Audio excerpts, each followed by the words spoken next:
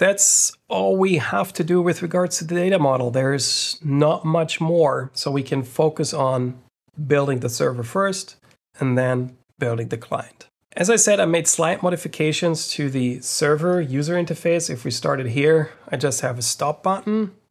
Where's the start button that's usually being added by TMS XData by the wizard? Well, I saw a flip. So start, stop, start, stop. And I also flip the state of the SwaggerUI button. If the server is stopped, I can't go to the SwaggerUI user interface. But if the server is started, I can obviously go to the SwaggerUI user interface. And that shows us all the services that are available on this XData server. So we have one service method in the direction service, and it's direction service driving directions. It's one object is being passed in the body. The format of that is, of course, JSON. So we have an origin and a destination, both are strings, and you simply supply an address or the name of a location. So you could also, in London, you could say Tower Bridge or Buckingham Palace or something like that. It should be fine. Just be careful with cities like London, for example. There's quite a few Londons here in the United States, and there's only one London in England, I would think. I don't know. But there you would also need to say London, comma, United Kingdom, for example, in order to be precise so that it doesn't lead to any confusion. Google is pretty smart, though. If I were to type a city that is close to where I am right now, where the request is coming from, it would definitely say, okay, United States, you're not in the UK. It doesn't make any sense for me to plot a route to the UK because there's a little bit of water in between. So Google is pretty good when it comes to these things and makes pretty good calls where you want to go, really looking at closer locations first. And the return value, surprise, surprise, is our route. And as I said, the read-only properties by default are not being serialized by TMS XData. So we just get an array of steps, which is the object list, and then we have distance, duration, instructions, and an array of coordinates, which is also a list in Delphi with latitude and longitude. That is no surprise. And how it works, I would like to try it out. And this is something that I've noticed if you reproduce this yourself on your own computer.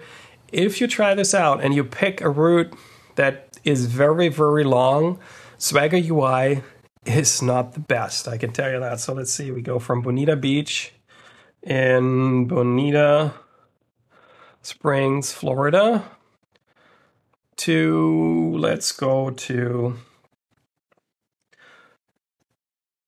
Miami Beach, Miami. Let's see, Florida. Let's see what happens. I press execute. This is live. If it doesn't work, I will leave it in. See, this is the problem. If the route gets too big or too long, and this cost me quite some time, I got to be honest with you. You might think, it crashed, So you say exit page, done, snap. This is actually SwaggerUI not working correctly. If we use something like Fiddler, for example, Fiddler is a great tool. Postman is another one to test these kind of things. So I'm switching capturing off. I go into the composer. And the only downside is compared to Swagger, I now have to do this all by myself, work out this request where it has to go. So I go to Fiddler here, paste, and then it's a post request. And it is 2001 direction service. And then I think it is driving directions. That is the endpoint that I have to use. And let's just execute what it says. 400 means invalid. Correct. That's perfect. That means the endpoint is being found. I need a body, a request body, and I can copy paste that from here. If we go back here, whoops, here, can copy paste that easily. So here, copy, and then paste into the request body origin. Again, let's take Bonita Beach Road and Bonita Springs, Florida. And then we go to the Ocean Drive in Miami, Florida. Okay, execute. Still don't have the right bad request. Okay, let's look at the correct endpoint then. How do we find that out without guessing? So we have direction service, driving directions, and this is my endpoint. So it's localhost 2001, direction service, driving directions. Maybe content type, application JSON. Maybe that is the reason why it's not working. So if you want to know what the error was, it took me a while. So this video will be cut. And I said like, whoa, what content type, application JSON? Why isn't this working? I was thinking. And the JSON isn't right here. There has to come a comma here. And voila, voila, it works. And you see the response comes back immediately. And I double click. And see, even this tool needs a long time to load the actual data here with the steps. And it's not that many steps to go from there to Ocean Drive. But still, it's a few. And for whatever reason, don't ask me why, SwaggerUI is not happy about it. See, the coordinates are the problem. There's quite a few coordinates in there. And that makes SwaggerUI crash. So the amount of data in this case is, how much is it? 1.5 megabytes. So that is something we should think about, how much data comes in there. And even though I'm just presenting this, I'm also still thinking while I'm presenting this, maybe there is an improvement there. And there definitely could there. If we go to the XData project, because this is actually something I'm going to show anyways, the server container is being created by default. And it has like the XData server, the dispatcher, and the server has a base URL, which I fixed to URL 2001.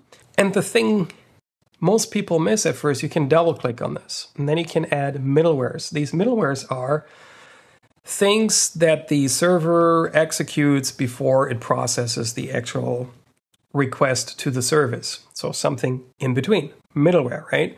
And it starts on top. The order is really important. That's why we have these errors here. So course first, meaning are you allowed to access this?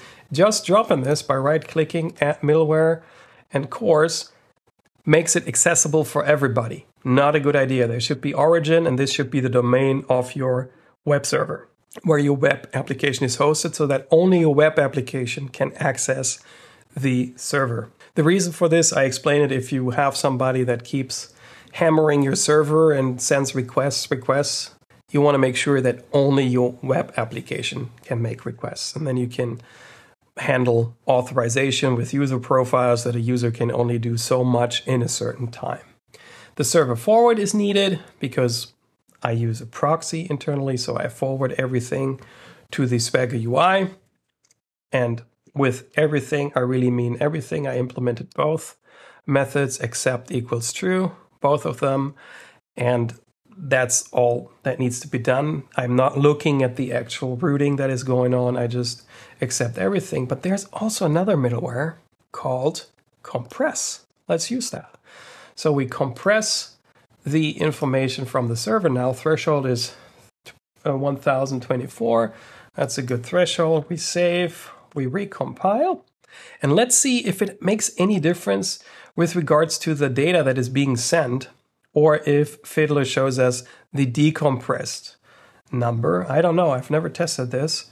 So let's do the very same request that we did before, driving directions, and execute.